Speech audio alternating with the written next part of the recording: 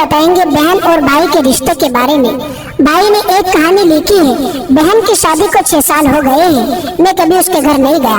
ईद और शब बारात के दिन भी अब्बू और अम्मी ही जाते हैं। मेरी बीवी एक दिन मुझे कहने लगी, आपकी बहन जब भी घर आती है उसके बच्चे घर का हाल बिगाड़ कर रख देती है, खर्च डबल हो जाता है। और तुम्हारी माँ हमसे छुप छुपा कर कभी उसको साबुन की पेटी देती है, कभी कपड़े देती है, कभी सरफ के डब्बे देती है, और कभी कभी तो चावल का थैला भर कर देती है। अपनी माँ को बोलो ये हमारा घर है, कोई खैरात का सेंटर नहीं है। मुझे बहुत गुस्सा आया।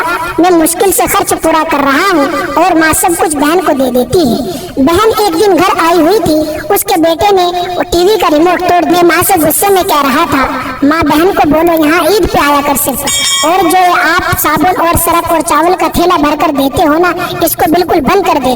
माँ चुप रही, लेकिन बहन ने सारी बातें सुन ली थी। मेरी बहन कुछ ना बोली। 4 बज रहे थे, अपने बच्चों को तैयार किया और कहने लगी, भाई मुझे बस स्टॉप तक छोड़ आओ।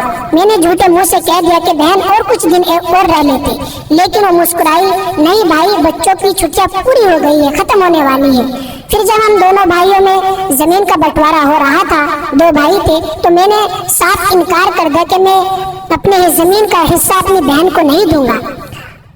वो खामोश थी, कुछ ना बोली। माँ ने कहा कि बेटी का हक भी बनता है, लेकिन मैंने गाली देकर कहा कि कुछ भी हो जाए मैं बहन को अपना हिस्सा नहीं दूंगा। मेरी बीवी भी बहन को बुरा भला कहने लग गई। वो बेचारी खामोश थी। बड़ा भाई अलहदा हो गया था कुछ वक्त के बाद। मेरे बड़े बेटे को टीबी हो गई। मेरे पास उसका इलाज करवाने के लिए कुछ भी नहीं था। जो कर्जा था, जो पैसा था, वो सब खत्म हो गया। कर्जा ले लेकर भी परेशान हो गया था, बहुत परेशान था, कमरे में अकेला बैठा था। उसी वक्त वही बहन घर पर आ गई। मैंने गुस्से से बोला कि अब ये आ गई है मनहूस। मैंने बीवी को कहा कि कुछ तैयार करो बहन के लिए। बीवी मेरे पास आई, कोई जरूरत नहीं है गोश्त या बिरयानी बनाने की उसके लिए, कहने लग गई। फिर 1 घंटे बाद वो मेरे पास आई, भाई परेशान हो।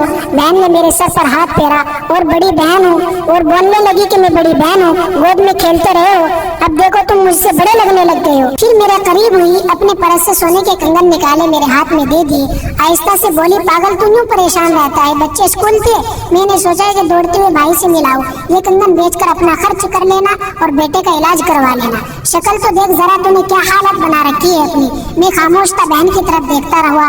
वो आहिस्ता से बोली, किसी को ये ना बताना कि कंगन के बारे में कि बहन के कंगन है, मेरी कसम है। मेरे माथे पे बोसा किया और 1000 रुपए मुझे दे दिए, जो 150 के नोट थे, शायद उसकी जमा की हुई रकम थी।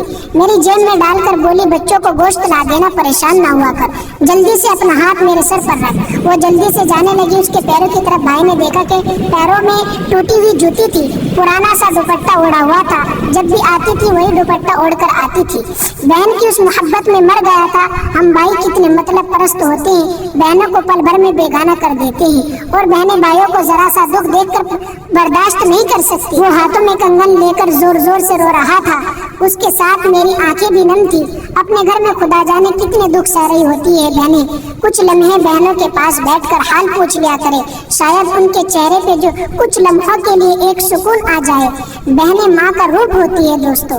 अल्लाह पाक आपकी और मेरी बहनों की जिंदगी लंबी करे, हर आजमाइश और मुसीबत से महफूज रखे और दिली सुकून। दोस्तों वीडियो पसंद आए तो लाइक कीजिए। मजीद ऐसी वीडियो देखने के लिए हमारे चैनल को सब्सक्राइब जरूर कीजिए और बेल आइकन को दबाएं ताकि नई वीडियो आप लोगों के पास पहुंच जाए।